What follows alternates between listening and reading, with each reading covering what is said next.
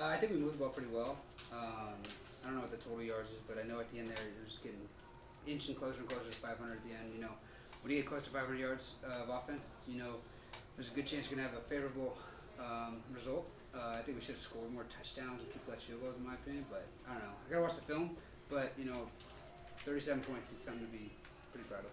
Jake, how close do you think this offense is to the top end, like you were talking about earlier in the week, of looking where you want it to be? Yeah, man, we're close, man. We're having better and better games each week. We're getting better and better each week, and so it's fun to watch. It's fun to watch our progress throughout the season, and just know that we're gonna get better and better, and we're gonna peak when the time is right. It seemed like plenty of times where you guys had 2nd and 20, or we're on 3rd and short, you guys just couldn't get off the field. You guys kept struggling and going down. UCF, what did you guys see to be able to convert on 3rd down? You guys made plays. On 3rd and long is a down for us that we make sure we're not going to make a really bad mistake. A lot of times you see teams get really aggressive on 3rd and long, and that's where turnovers happen. But Coach A-Rod was calling some plays, man. He was dipping deep in his bag, and we were executing pretty well. Made some great catches. I know Darius had one on the 2nd and 20. He had a great catch, diving catch. Just guys making plays. And can't say enough about this O-line, man. Rushing for that many yards. I can't even see it somewhere on here, but we ran it for a lot of yards. And I know in that rush game they take away like sacks and stuff like that, and even though they're pass plays, and they still ran for that many. So I'm proud of that O-line, man. They stood tall, and that is a really good defensive line. Week after week, those guys play really well, and that's a really good, really athletic team, and so they did a good job holding up when they needed to. To follow up on that, you guys had 40 minutes of possession time. UCF had 20. What does staying on the field on 3rd down and continuing to drive do for that and fatiguing the defense? Yeah, I mean, definitely a big deal, right? When you get down there and they have to sub their D-line, now they don't have their star guys in. That helps us in the run game. This guy took advantage of that on that 12-yard rush for a touchdown.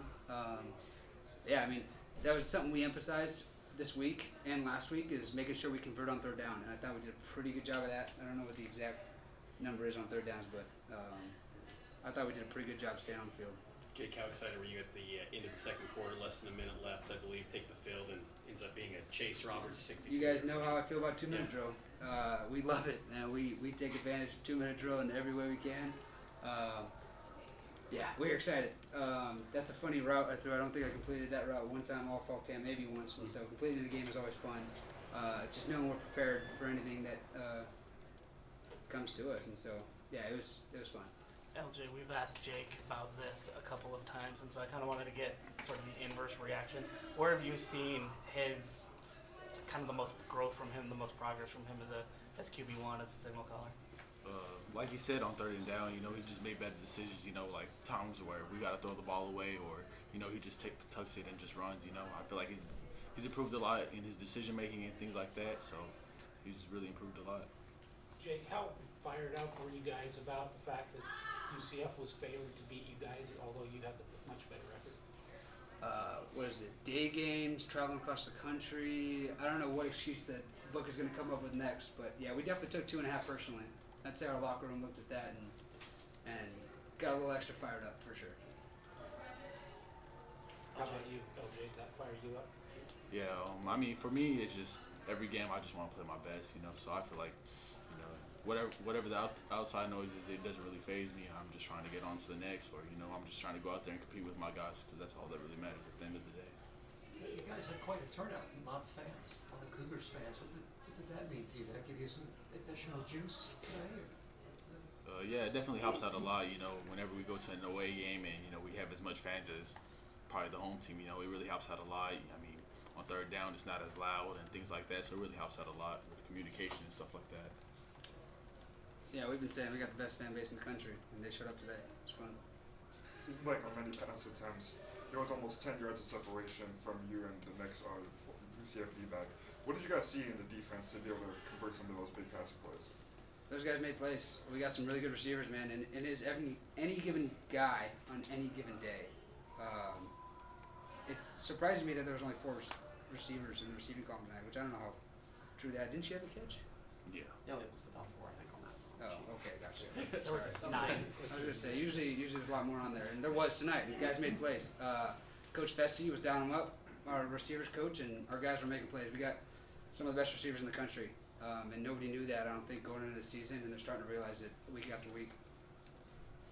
Okay, as you know, I'm writing an article about you for the Jewish Journal. I spoke to your father for like 40 minutes on the phone the other day, so I don't have many questions for you, and I asked a question to the coach.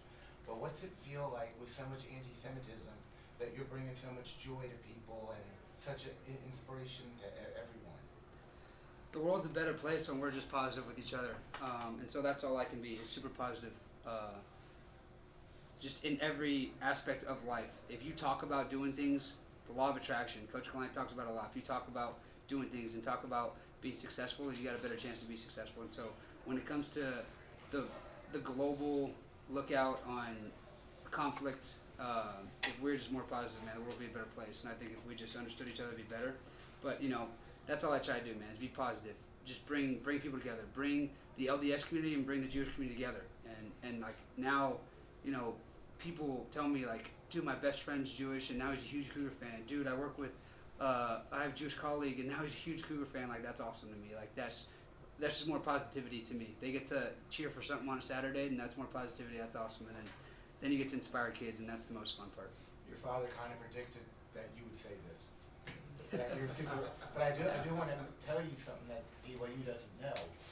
Every governor of Utah has been Mormon, except for the fourth one, Simon Bamberger. There was a Jewish governor of Utah. That is surprising to me. It's cool. You guys, any more questions? you guys head into Jake? your. Sorry, last question for Jake, and we'll get some more for LJ, and then we're gonna have a defensive players. Sorry about that. You guys head into your bye week. You have Bowling War coming up against Utah, but the college football playoff standings will come out between that. 8-0 now. You guys are building some momentum. Do you guys discuss? You guys curious where you stand maybe when those playoff standings come out, or what's kind of the discussion in the locker room about where you stand kind of in the national picture at this point?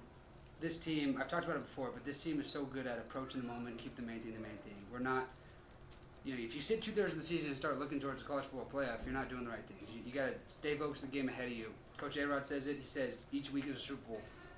We won Super Bowl 8 today for our season. We got to prepare for Super Bowl 9, which is a good Utah team. And we know, obviously, about the rivalry. It's one of those games where you throw records, throw rankings out the window. It's going to be a dogfight. We know that. So, we're going to be celebrating this win, getting home safe, and then it's nice to have a little bye week to just regroup and then get back to work. It's going to be a work week next week. Bye weeks are the misconceptions. They're off weeks, and for us, it's still work weeks. And so we're going to get back to work and just keep getting better every week. More questions for LJ?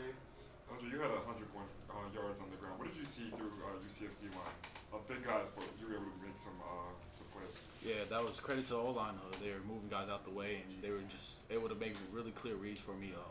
They just did a great job all night, just getting me to the second level and then trying to make guys miss. Do you feel like you got a little bit of that thunder and lightning that we talked about with you and Full Out in the preseason going tonight? Because it felt like the two of you kind of did some.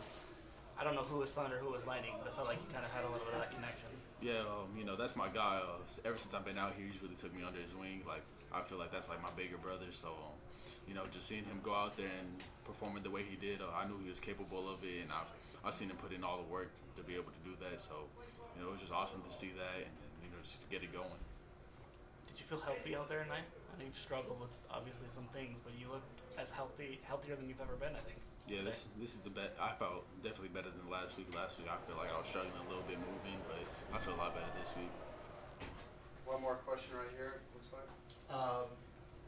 I'm not sure if Jake is still taking questions, but if both of you could answer this one. I'm kind of bouncing off of his question from a little bit ago. This is your first game against Utah, if I understand correctly. I'm sure you all are well versed in the history of the rivalry. I know this is looking a little far ahead, but what have you heard about the game? What are your thoughts going into this, your biggest rivalry game? I've never been part of a rivalry, so it's new to me. For me, it's just another game. Just go out there, try to win, and just give it our best. That's what we try to do every game. So this game shouldn't be any different. We're just going to go out there, try to give our best effort, and the outcome's going to be the outcome. Yeah, similar to LJ, you're right. We haven't been a part of this rivalry yet, and we're excited for the next chapter. And so it's gonna be a fun game. But like you said, it's looking pretty far forward right now. We're looking forward to our post game meal and then getting on that plane and getting back to Provo. So yeah, like you said, we're gonna approach that game like any other game, and we know like just emotions might be high that week. All right, thanks, guys. Thank you. Thank you. Thank you guys, appreciate it.